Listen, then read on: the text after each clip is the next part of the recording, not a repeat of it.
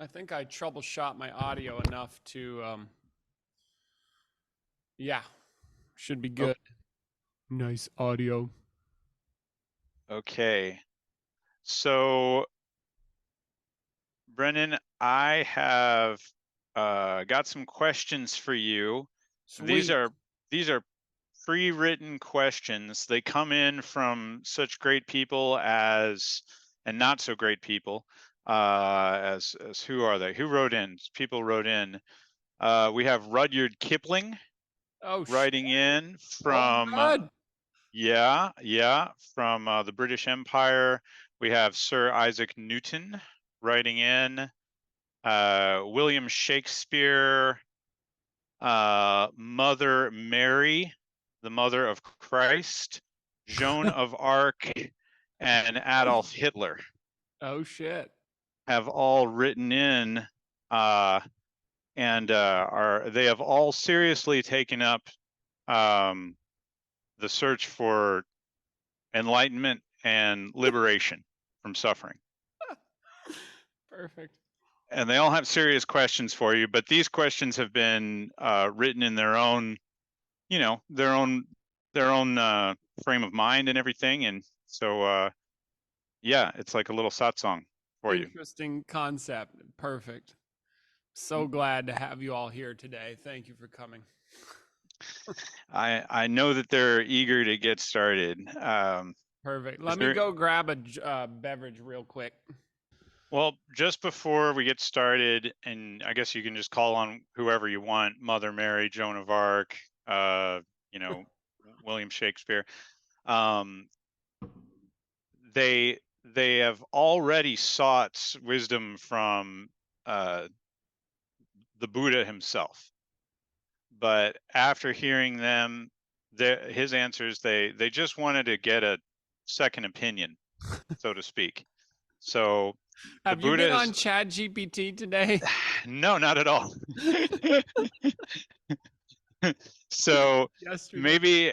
maybe after you give your answers to their questions, or before, as you like, I think it'd be more fun after we could hear what the Buddha had to say about their questions. Oh, interesting. Okay, let's see what Yeah. happens. So who do you want to hear first? Just go Rudyard right. Kipling. Yeah, just go right down the list. It All sounds right, good. Rudyard Kipling. Okay, we'll start with Rudyard Kipling. Okay, transcending cultural imperialism. Rudyard Kipling asks you, all forms, including the vastness of empires and excuse me, sorry. That's Buddha's answer. Shite. Oh. All right, here we go. Okay, Rudyard Kipling question. Master, that's you. In my in my tales, I've often grappled with the empire's grip over lands and souls. How might one transcend the fetters of cultural imperialism to seek a universal truth?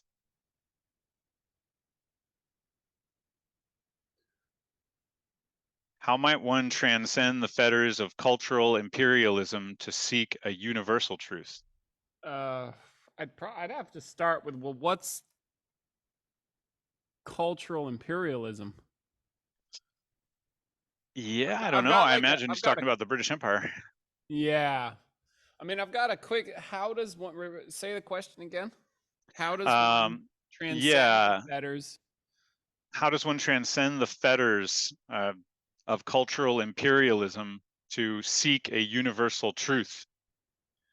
I I think that's putting the cart before the horse. You don't need to transcend shit before you seek truth. You just go for it. Mm. And likely in that effort, there will be some transcending that will occur. That just seems to be a natural byproduct of going for what's true. But I don't think yeah. But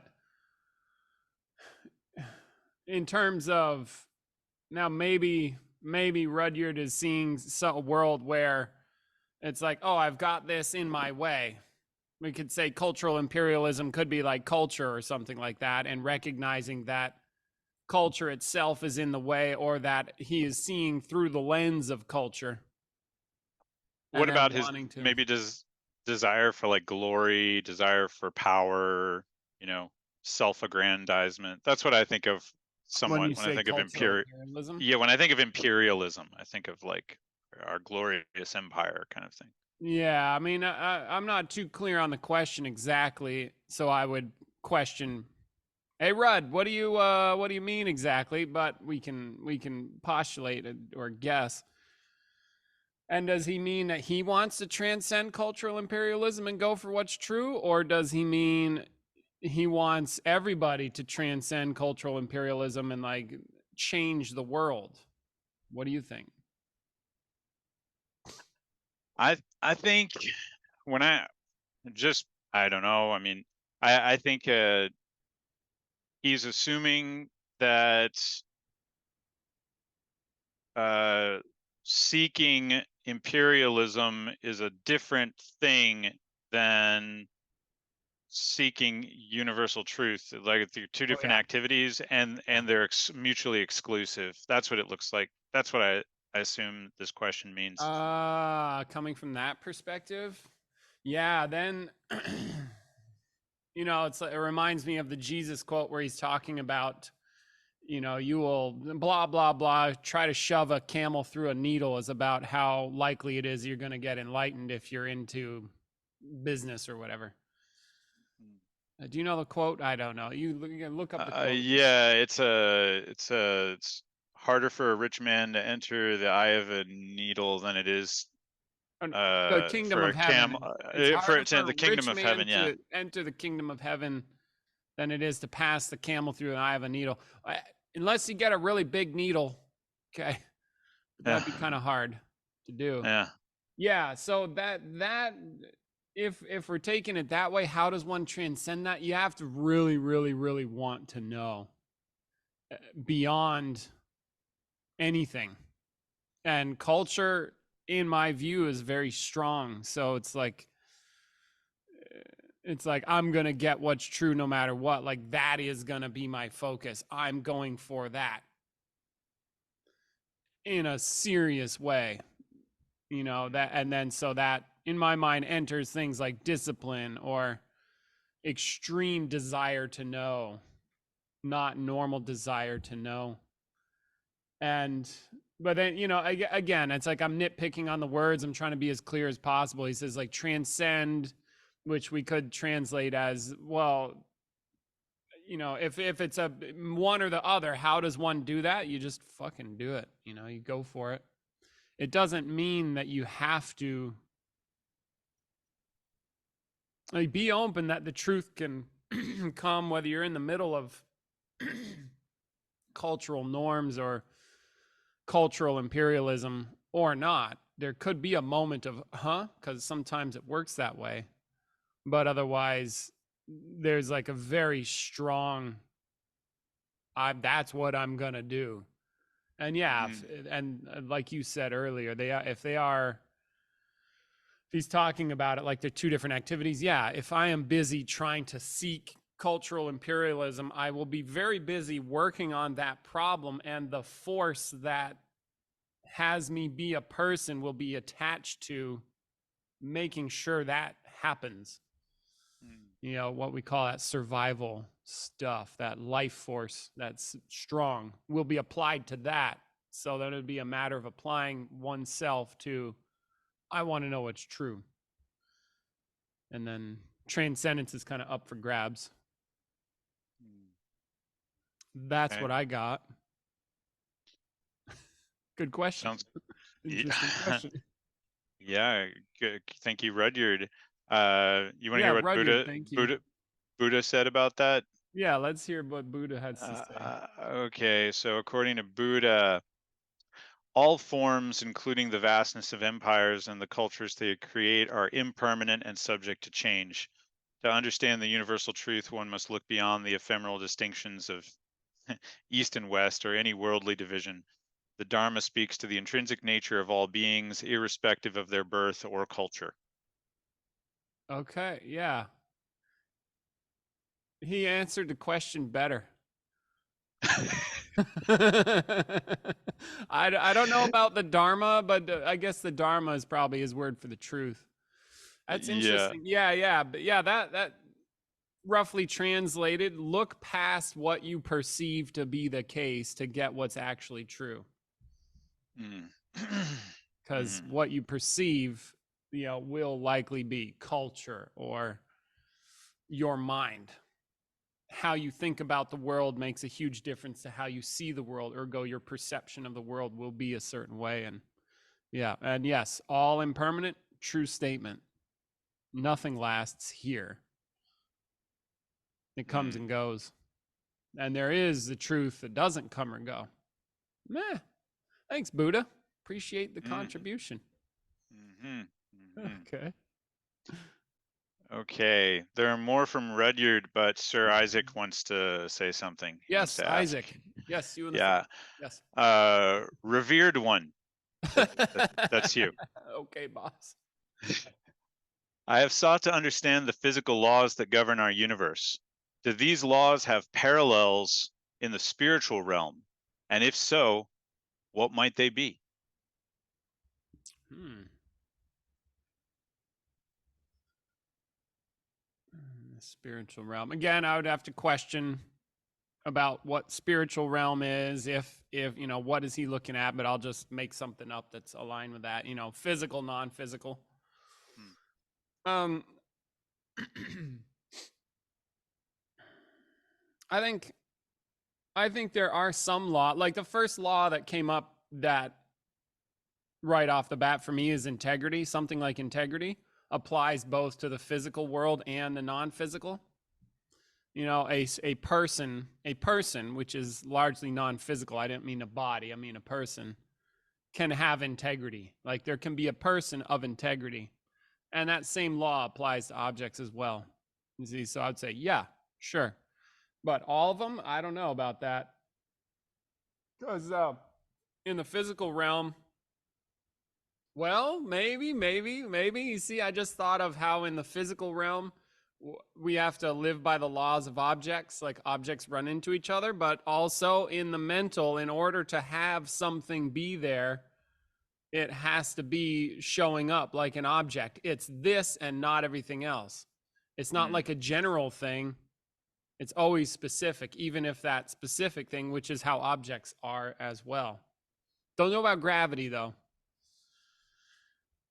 Can you say that again? What do you mean, like specific concepts? The Specific. mind the mind works in objects. In Hmm. order to think a thought shows up in the inner world as a thing. Hmm. Even if it's like a vague thing, it is still exactly a vague thing, just like an object would be. Hmm. You Hmm. cannot Hmm. think outside of objects. Our whole thinking is objects. It just doesn't have to, we can create all kinds of stuff that doesn't exist objectively, but it's still that it is a thought, which is a thing like other things. If It's a I'm, distinction. yeah, like that. Yeah, And thoughts are objects just. follow right along with that. Hmm. And we Okay, can't, and we can't and think the so that and follows the those physical. Like, and there's an integrity that the like integrity matters in that realm as it does in the physical realm. yeah, I mean, ultimately, integrity doesn't matter. It just matters It has an in effect. It has consequences. like that. Yeah. So it's not, because I try very hard not to tell people, oh, one thing's better than another thing. Which, well, there are things that are better than other things, in my view. But integrity, if you want integrity, you have to have integrity, and then you get what integrity gives you, not before. Yeah. Mm, So yeah, interesting. Sure. okay. So Buddha responded to Isaac Newton, physical laws and spiritual realms. The laws that govern the physical realm are but a reflection of deeper truths. While you've discerned the workings of the material world, the Dharma reveals the laws of the mind and suffering. As objects are drawn to the earth, beings are pulled by their attachments and desires. Yep, that checks out. The laws of suffering. The laws of the mind and suffering. There are laws of suffering and of Whoa. the mind. What are the laws of suffering? What Yeah, you what want to? dictates suffering? Yes, this is true. I think people miss that. Maybe why we have a workshop on that. You can come do that workshop. It's called the Being Complete Workshop. Hmm. All about discovering the laws of suffering. Imagine if you knew the rules to that game. I don't think people think like this. People just I suffer. What yeah. what are the rules to that game? There's rules. It functions a certain way. Well, as a professional sufferer, I can I can say that one interesting rule is it's really weird. It's like hidden until I remember to look for it. Is that I'm enjoying my suffering, and if I look for it, I can find the enjoyment in the suffering. Now, do you mean Which enjoyment or wanting? uh, there's something I'm getting out of it. There's Yeah. some payoff in my experience that is something that I enjoy. And then if I also pay attention to the quality of the suffering itself, it is possible to enjoy that. It's Hmm, really weird, but it is possible to enjoy it. Um, sure. which, I, yeah, yeah.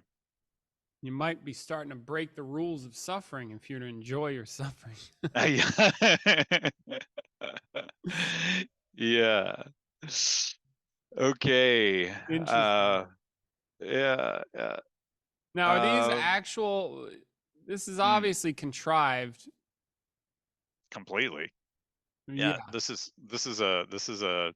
Yeah, How the this fuck is did a you find random this? this is taking a bunch of letters and shaking them up in a box and having them come out. Yeah.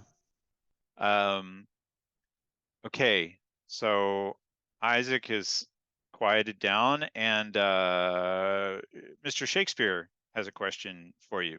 Will. What's going Yeah, on? great sage. Yes. Sir. I've often played with the themes of destiny and free will in my plays. Do our lives unfold by predetermined design, or do we truly author our own stories? Oh, it's the fucking free will question. Um, nah, we have free will. Simple as that. Yeah. Okay. You are capable of doing things. And you're like, yeah, but let's see, what are the arguments? There's some studies about you can see in somebody's mind, like some they can tell they can hook your brain up and they know what decision you're going to make before you make the decision, mm, like that. mm, Now, because they can read out certain markers and brainwave, I think go research that. I don't know. So then there might be an argument, well, you don't have free will.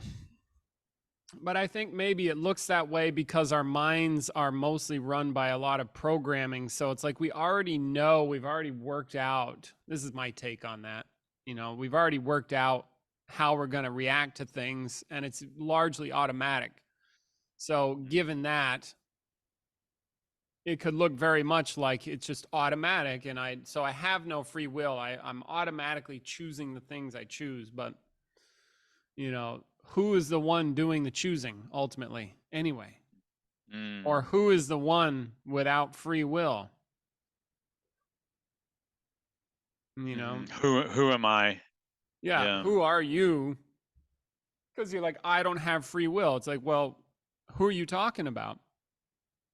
Are you talking about you as a dominated mind? Or are you talking about you as you? Mm. Something like that. And, to say it in a weird way. I So, don't know if there's a way to say that it's not weird. yeah. What you are you talking about? You're like, you ever have something where I'm speaking to, I guess maybe more to the general, but where you fight, it's like I don't like myself or something like that. I just don't like myself right now. Well, who's not liking who here? And which one are you? Are there two? Like, do, do you like the one that's not liking the other one? yeah, I mean, I hate myself. How the fuck can you do that? That's you hating you. Well, which one are you then? So then that like starts to open up that line of questioning, I think, because people just automatically, oh yeah, it's just I don't have free will. Yeah. Do you know about this you that you say? Mm, mm. So yeah. Okay. Buddha, yes, you have something? Buddha piped in and he said, both destiny and free will operate within the confines of conditioned existence. While past actions influence present circumstances, in every moment beings possess the choice to act with wisdom or ignorance, shaping their future. Checks out. So the circumstances are dictated completely by the past. And in this moment, there is choice Yeah. that will create different circumstances in the future. Okay. All right. So Mother Mary has a question for you. Okay. Great sage, as a Yes. as a mother who bore witness to the suffering and sacrifice of her own child for the sake of many, Ooh. how does one reconcile such profound personal pain with the greater good? Oh, she's running. Okay.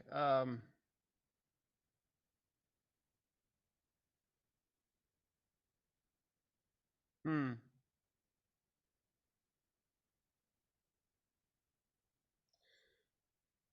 Oh, that's a that question went like I was expecting it to go somewhere else and it went over there. Like what? Where were you expecting it to go? Like how do I get rid of my own pain? But she said reconcile my pain with the greater good. Mm-hmm. Uh, Sacrifice. like no, read it again. Read it again. Just the As last a kind of the last part. yeah, how does one reconcile profound personal pain with the greater good? I mean, my snap to answer is you don't need to reconcile your pain. You can do whatever you want with your pain. You can have it, not have it. Um, how do I reconcile my pain with the greater good? Like it sounds like she's asking why.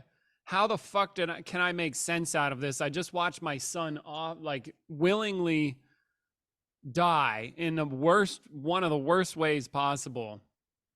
Mhm. I don't understand it. And like how can I understand this? And I think I could go to a place where, and I'm just making stuff up here. Okay, by the way, she probably can't. Like, why would my son do this to himself? For what? And I'd probably invite Mary to consider that the world that he's looking at is not the same world she's looking at, for one, Mm. and he's relating to something that makes that the obvious choice. And he's not living for himself like an individual. He is likely living for something bigger.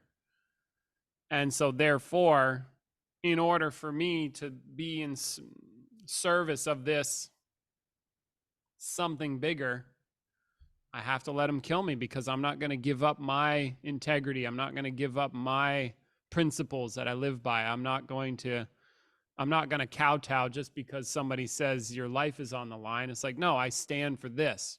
and I'm going to show you how to do it. And also probably just imagining being in Jesus' shoes, he's looking at a world that's not very pretty in a certain sense. And he got it in his head that everybody needs to see how to be. Let me show you how to Mm. be. See, this is how Mm. it's done. What a courageous bastard. Like, Son of God, bastard, you know. right. Yeah, see, that doesn't work. Technically doesn't work. I said that once, and I was told that I was being blasphemous. Okay, yeah. Well, whoever Yeah. told you that can eat a bag of dicks. I don't care about them. Jesus was a badass. Don't get me wrong there. Courageous. Yeah. Clearly. So but now in terms of reconciliation, yeah. Like I love Jesus. Fuck Christianity. Okay? Let me be clear on that. I don't your religion? Fuck you. Jesus? He's good. But Yeah. the religion, no. The man, yes. Fuck yeah. Anyway, that's an aside. Now you know how I feel about that. He clearly had some shit going on. It was good. And what did we do? Fucking killed him. You dumb motherfucking ignorant fucks. Just saying. Uh, Burn in hell. well, Okay, anyway, sorry. Getting back to, excuse me, Mary. Sorry, I went off on a tangent there. Sometimes as we go here in Changshin, I digress, as Peter would say. And yeah. Now, how do I reconcile that? It's like maybe know that your son did that out of love for humans, mm, mm, and he had to do it for everybody. He was not acting in his own self-interest. And if you can find a way to grasp that, that might help. Otherwise, you're going to be in a lot of pain. mm. So Buddha responded, Dear mother, the depth of a mother's love and pain is vast. While individual suffering is real and deeply felt, it can sometimes serve as a beacon for many. The sacrifices made when rooted in compassion and love can inspire countless beings to tread the path of goodness. Always remember, from the greatest depths of suffering can arise the strongest aspirations for the welfare of all. Yeah. Yeah. That sounds like what you said. Yeah. Yeah. And I did not hear these answers beforehand, you internet people. This is Nope. off the cuff. I got nothing. I'm just going. That's the game. Yeah. So Joan of Arc has a question for you. Joan, what you got? Yeah, Joan d'Arc. I felt a divine calling to lead and fight for my nation. How does one discern between a true divine calling and mere worldly desire or delusion? Ooh. That's a good one. I think all these questions are good. This is interesting. What okay. Where did you find these? Did you just where did this idea come from? I was reading Where the fuck? Rudyard Kipling's book, so sometimes I think about what would happen if like one great mind met another great mind. What kind of Yeah. conversation would they have? Yeah. And I was reading Rudyard Kipling. I wasn't even reading. I was thinking of Rudyard Kipling and his poem "If," and I Mm, was thinking about like what if I don't know if you know the poem, but mm, I was thinking of asking you to listen to the poem and come at it from your perspective. Tell me like what you think he's interpret the poem basically. yeah. And then I thought, well, what if Rudyard Kipling had questions for someone who's sought and found enlightenment and studied the mind, and where would he come from anyway? What would that conversation be? So Interesting. Yeah. And That's where the fuck did you find Buddha's answers? I guess, no, wait, don't tell us. You'll have to watch to the end to know how he found the answers. Okay, well, back to the they. programming. I bet some people watching know where I found the answers. Oh, well, if you know, then drop it in the comments. I Okay. gotta play the little YouTube bullshit games here. Like, stay with me. Keep watching if you want. Okay. All All right. right. Okay. So thank you. Yeah, Jonah. Oh, so we got to write anyway. Remind me at the end of the video. Well, tell me where you got those answers. So So how does one discern between a true divine calling and mere worldly desire or delusion? oh, sometimes it can be very challenging to discern. I would think. Hmm.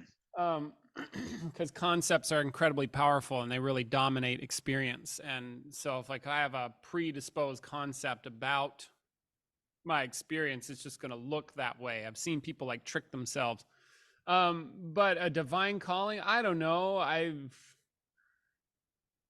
For me, it's like when I found the work that I really am passionate about, I just knew. There wasn't a question. I wasn't in doubt. I just like, oh, that's for me. Now, how do I know that? I have no idea. How does that, if I'm worried about, well, is it a divine calling or not?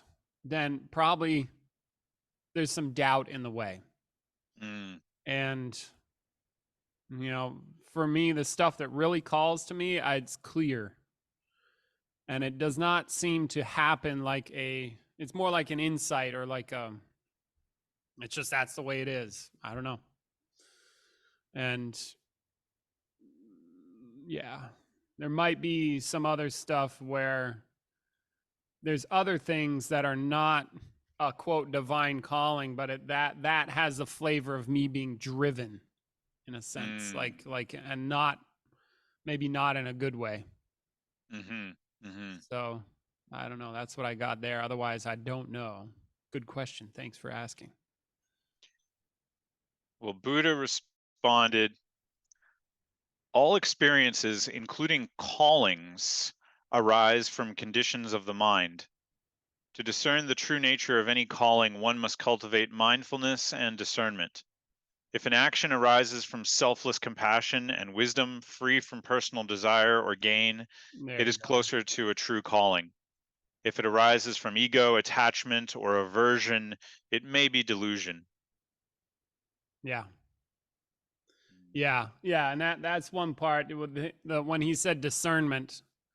Yes, like my primary, or not my, but the primary principle I would use there is honesty. Get real honest with yourself about what's Mm, going on. What is really going on with me? That is the primary tool that I use or primary principle I use if I'm confused about what's going on.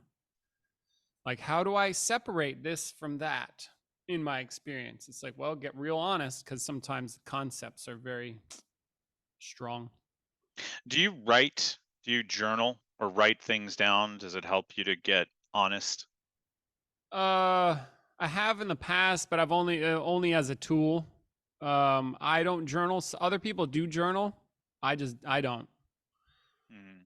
usually. I mean, like I said, I've used it in a DEF CON 5 scenario to like re-scramble my brain a different way, and I don't know what DEF CON 5 means. What is that? It's like I don't know what DEF CON 5 means either, but I think it's like if it's DEF CON 5, like somebody is about to shoot the president or something. Like we've got a fucking oh yeah, serious super situation serious. that Yeah. needs to happen, needs to fucking get handled. I don't know.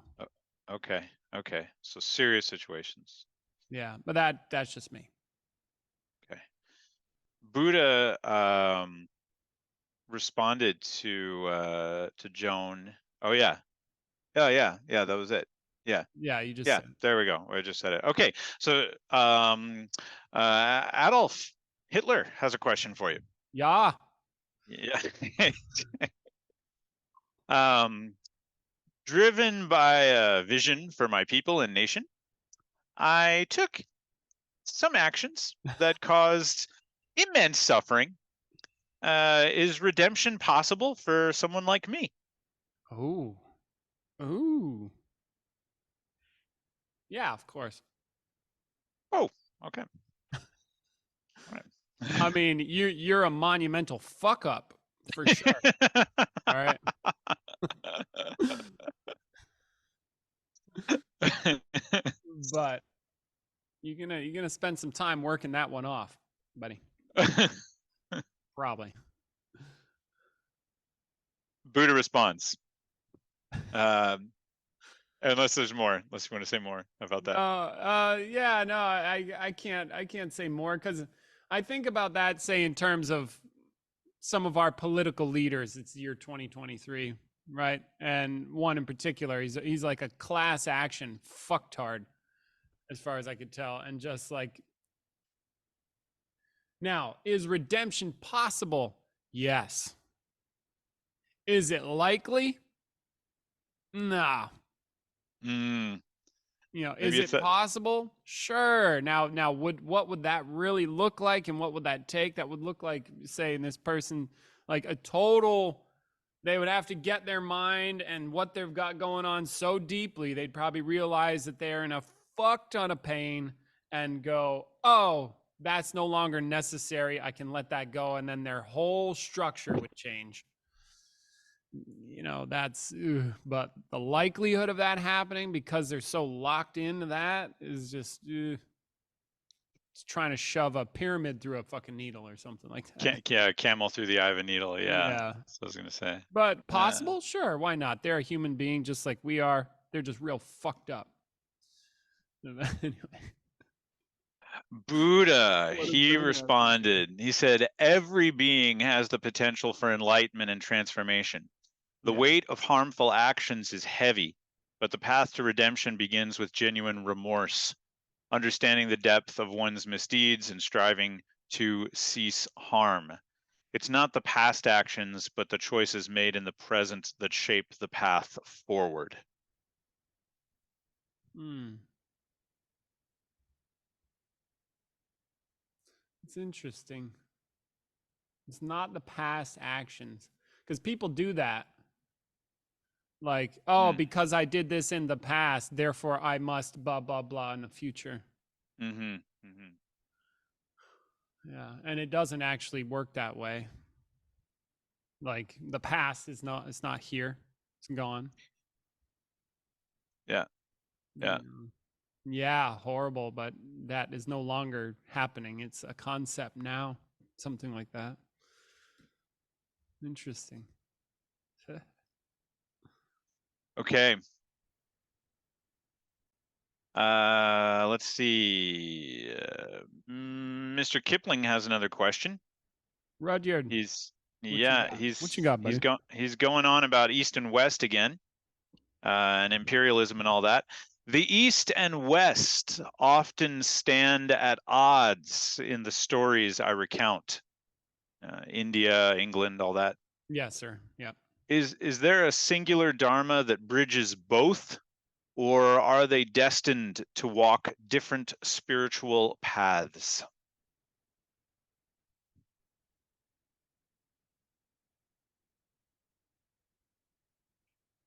My quick answer is yes, there is, like, as if Dharma is what's true. Yes, there is stuff that's true regardless of culture, regardless of your upbringing, regardless of the different types of bodies you have. There is what's true flat out, no matter who you are. And what was the question? Is there a Dharma that unites? Yeah, is there and what does Dharma mean? Is Dharma's Exactly. like the truth, and I think it's sort of like the path, isn't it? Right. I don't know. This is Um, why, as a good facilitator, it's always useful to question anything that you don't really know mhm. what they're talking about. Well, um, I'm looking it up too. is there a singular Dharma that bridges both, or are they destined to walk different spiritual paths? So Dharma in Indian religion, according to the dictionary on my phone, is the eternal and inherent nature of reality regarded in Hinduism as a cosmic law underlying right behavior and social order. Mm. In Buddhism, the nature of reality regarded as a universal truth taught by Buddha, the teaching of Buddhism. So the Dharma in Buddhism, as taught by Buddha, is a universal truth. It does not say Mm. anything about behavior and social order. Mm-hmm. And another definition is an aspect of truth or reality. So Mm-hmm. it sounds like it sounds like Rudyard has an agenda. Mm. See, I'm just something's telling me maybe he's got an agenda. He keeps wanting to. He's coming at his questioning, trying to discover what's true, but he really wants to actually unite people that may not want to be united. So he's like, how do I use the truth to unite people? Ah. Ah. I'd say you can't do that. I mean, or if you're really looking for the truth, you have to question and get what's true regardless of what you want it to give you. Mm. Then you can grasp what's true. Even if Now, it's a good thing for other people in your mind. yeah, good or bad have to be tossed out. All judgment, I mean, just start fresh, really get what's going on. Because what's going on is transcendent of good and bad anyway, life and death anyway. It's already done. That's, so then good and bad are just constructs. Mm. But is there, so back to the question, is there a Dharma that A universal or a singular dharma that yeah, bridges both east and west? Yeah, is there a singular dharma that bridges both east and west, or are they destined to walk different spiritual paths? yeah, in terms of spiritual paths, I don't care. The people are going to it. In my mind, it's the culture thing. You've got one culture over here and you've got another culture over here. Now, what's a culture made of? Ultimately, it's a bunch of values and agreements between people. And if you want to unite people, they have to have common values and a desire and agreements that are around those values, and then so everybody will be united around that. If that doesn't happen, it won't happen. Mm. Are they destined to walk different spiritual paths? I don't know. It depends on what they create, as Buddha might say. Mm-hmm. Yeah. It's like Yeah. your actions, what you do, will create the What reality people in which you live. So choose now will have consequences for the future. yeah, like that. Yeah. So otherwise, good luck with that. Probably ain't gonna happen. And it's, when did Rudyard live? It still hasn't happened. Yeah, it was I don't know, or late 19th century, early 20th century. Yeah. Yeah. Oh yeah, So yeah. Because Rudyard was fairly recent. yeah. Okay, back to Mr. Newton. Oh, did Buddha have an answer for Rudyard's Oh yeah, question? sorry. Yeah, Buddha. He went to Yeah. sleep there for a minute. Oh, okay. Buddha, yeah. Buddha says the Dharma does not recognize East or West. It is the deluded mind that creates these divisions. All beings experience suffering and the causes of suffering, and thus the path to cessation of suffering is open to all. Fuck you. Just drop the mic and just I'm done. Fucking yeah. It's like the deluded mind is what creates the separation. Yeah. Yeah. uh, yeah. Fucking good. That's good shit. Okay. But I can see that Buddha really wants people to stop suffering. Yeah. Yeah. Seems like Well, there's a lot about that. And yeah. yeah, it's interesting. Because I feel like I've been on a kick recently where I've been digging deep into my own mind and seeing how much I suffer and how insane it is. And I can see why he would move in that direction. Because it's like, there's like, what way do you want to live?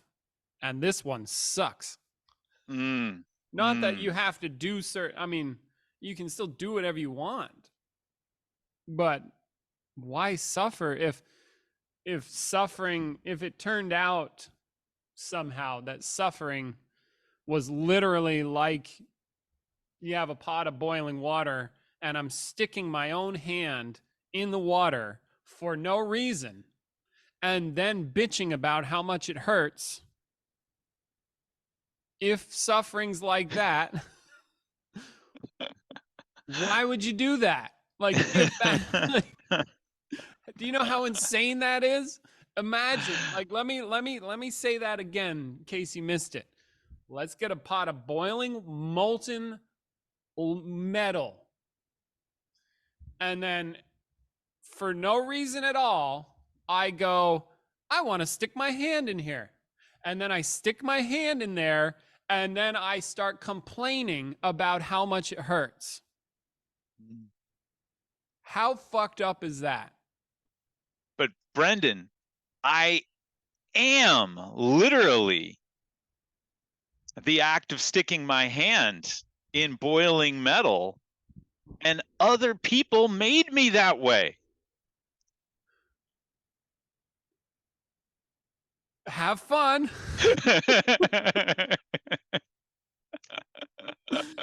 Can't help you. Enjoy your suffering. You ain't got nothing else to do with that. That's what you're fucking got going on. Yeah, you see, but yes, and if it did work that way, if it did, would that be insane? Oh my God, it hurts so bad. I'm gonna hurt you, and I'm gonna hurt. Oh my God, I don't know why my hand hurts. Oh, life is so hard.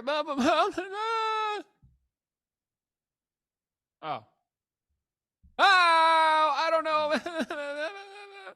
Is that that's insane? That's insane. Literally nuts, and it's pretty much how it works. Yeah. But you don't get that until you get it. But I'm just trying to say the insanity. The more I look at my own mind, the more I realize how fucking nuts those dynamics are. And I do them.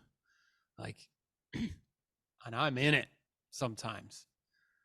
And when I imagine Buddha getting free of all of it, that, there you go. That could be called nirvana, perhaps. Lasting enlightenment. Now, are you going to make that the right way to live and then punish other people for not living that way and then punish yourself for not living that way? You're back in the fucking pot.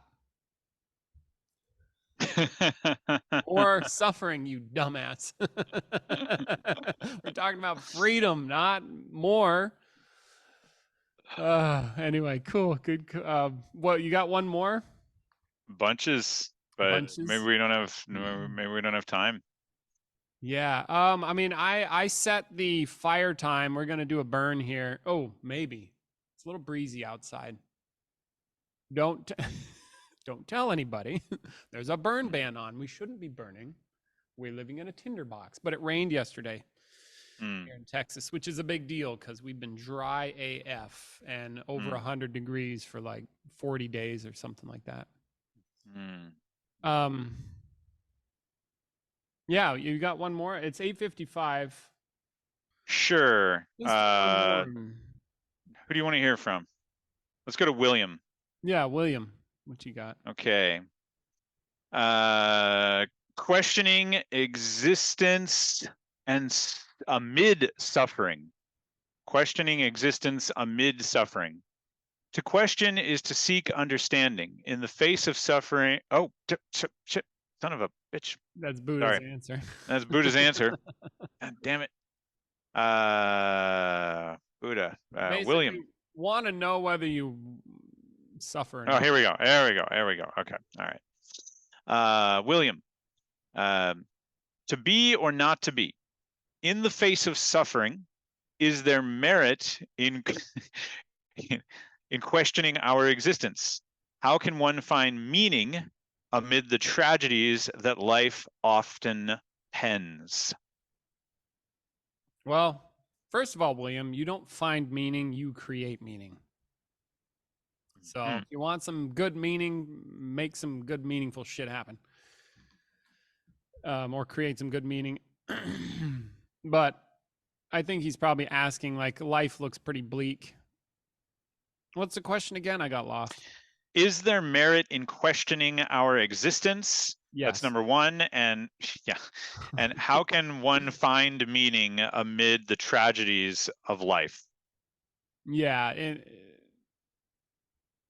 You see how things are shitty. You find a way to create meaning that you want out of that. Or focus your attention somewhere else on something that is meaningful given your current circumstance. And that's something you can control in your mind. It's something you can do. So that's what I got. Okay. In rough terms. And Buddha replied, uh, yeah, to question is to seek understanding. In the face of suffering, one must investigate its roots, its nature. As you've penned tragedies, as you've written tragedies, you've glimpsed the suffering of existence. The truest resolution is not in ending one's life, but in ending one's ignorance and attachments. He did say, William opened up with to be or not to be, and that's the contemplation of suicide. Right. And he's saying the truest resolution is not in ending one's life, but in ending one's ignorance and attachments. Yeah. Yeah. Checks out. Because, it's easy to kill yourself. That's the easy way out. But it doesn't really tackle the root cause. It's interesting. Yeah. So, yeah, I mean, we do, not to toot our own horn, but to toot our own horn over here. Like, that's what we do. We don't try to get out of suffering, we try to get into suffering. Try to find what's really going on. Try to get conscious, get conscious of what is going on. I feel like it's very aligned with the things that Buddha said. So, hey, we're endorsed by Buddha. Come on down. Do a workshop. We're pointed in that direction. It just seems that way.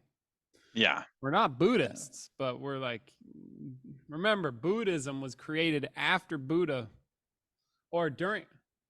A bunch of people followed Buddha, and then it became Buddhism. Yeah. But the guy didn't create a religion. He was curious about something, many things.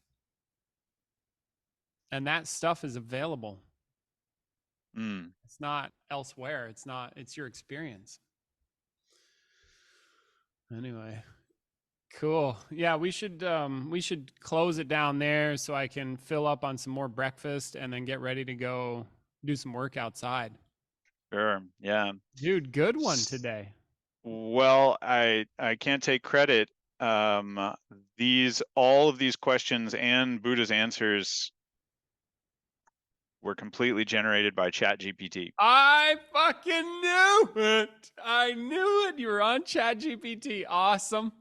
Yeah. Okay. Yeah. Okay. So you got your answer. That's where you got the. So now we don't know if. And now, but you did have the idea to do that, though. I had the prompt. Yeah. I wrote. I want to acknowledge you for that. That's creative. That's kind of fun. I think our friend Alex also has like, yeah, what if these people were talking to these people, and like, what would be their dialogue and responses? So we do have to throw a grain of salt in there, because I think ChatGPT sometimes confuses things, or may pull quotes from places that aren't exactly accurate to the person. And however, with Buddha or all the dead people, how accurate, there's going to be a grain of salt anyway. So cool. Fucking. Well, actually, none of those people, as far as I know, actually talked with Buddha. So it was all Right. It's all conjecture. And then Buddha did not Uh, speak English, so there's going to be some confusion there, probably. yeah. But it pretty good. Good one. That was fun. Thank you. That was a good time. And let's see, closing remarks. Come do some work. We do powerful workshops here. Otherwise, keep kicking ass in your life. Do good work. You too. Uh-huh. Fucking keep going. And yeah, much love. Peace. Bye. Bye.